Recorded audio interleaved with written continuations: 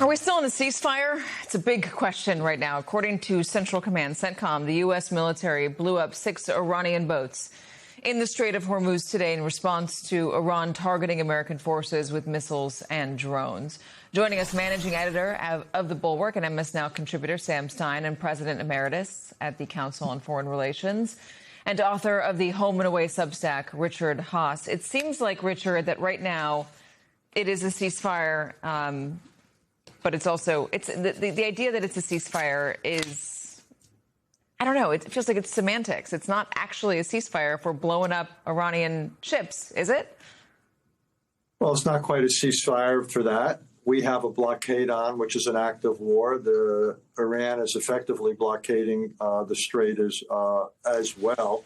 On the other hand, it's not all-out combat operations by any stretch. But, Katie, the lesson I take from this is a little bit like the bicycle. You're either moving forward or you're falling off. And right now we're not moving forward. So I think it's tenuous, and without diplomacy beginning to kick in, it's a question of when, not if, you have incidents that lead to escalation that are not going to get us anywhere. So, again, it's a fraying ceasefire, if you will, that could easily get worse if things don't get better. What do you make of the Iranians firing on the UAE? It's not the first time. The UAE's received a disproportionate amount of the Iranian attacks over the last 8-9 weeks. So this is not an exception. And I think they wanted to make an example of somebody. And it's a reminder that they have the ability to hurt their neighbors. And that's been one of their principal weapons to date, whether it's Saudi, the UAE, Kuwait, Bahrain, Qatar in particular. The Iranians have threatened the energy infrastructure of the region and have damaged it. And that's one of their real trump cards here. Do the Iranians have a chief negotiator? Is there consensus within the IRGC or with the Ayatollah that somebody can negotiate on Iran's behalf? There was a lot of reporting about what a mess it was in Islamabad a few weeks ago, with dozens of Iranians all saying that they had the authority to negotiate the deal. Well, based on the size of their original negotiating team, they had many chief negotiators, which is an oxymoron. And the real question is, who's ever the chief negotiator, does he have the authority and the ability to make a deal, to compromise, to sell it back home? And that's not obvious. And that's one of the perhaps predictable but unintended consequences of the Israeli-U.S. campaign to go after the Iranian leadership.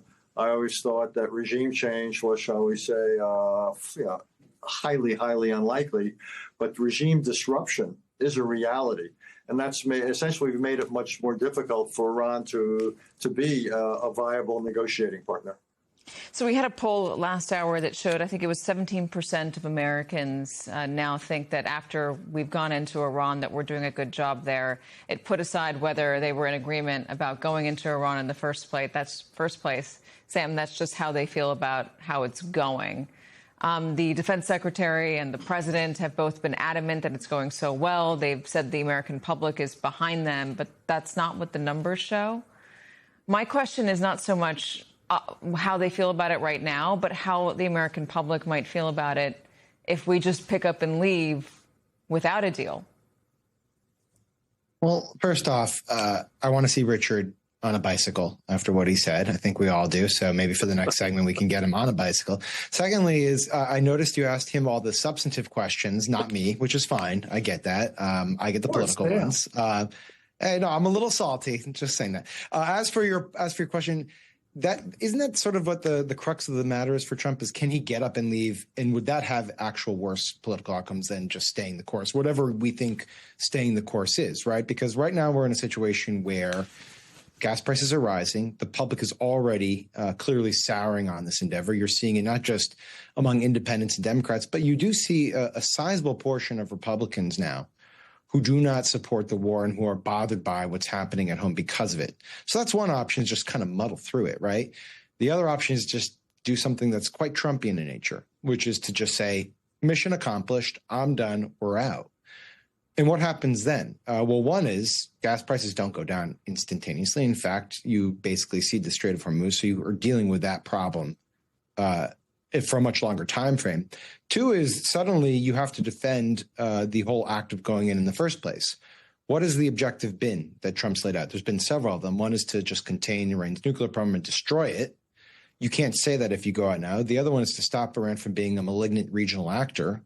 If you just get up and leave, there's nothing that stops them from doing that. Third was at one point in time regime change. We've kind of given up on that.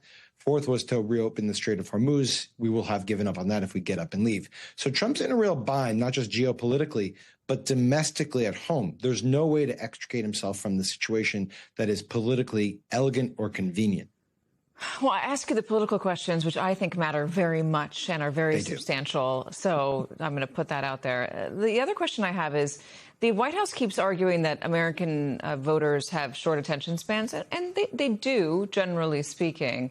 And they believe that come November, they told this to Jackie Alamany, that they're still optimistic about the midterms because the news cycle is going to change so much between now, it's May, and November. Do we have short attention spans on a war and on gas prices, which probably aren't going to come down all that much before November, if they do at all? I would say that we have historically short attention spans when it comes to foreign entanglements, with some exceptions, obviously.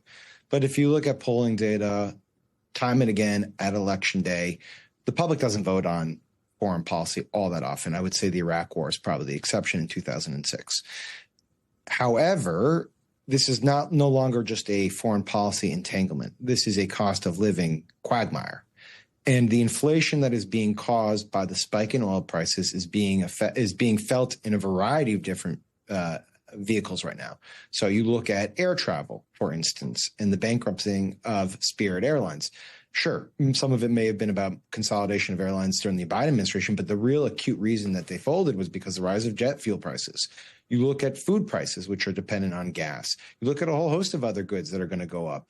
Those are not things that you forget about. Those stick with you through Election Day because you have to pay for this stuff day in and day out, and it's going to affect people materially and economically. All right, we can get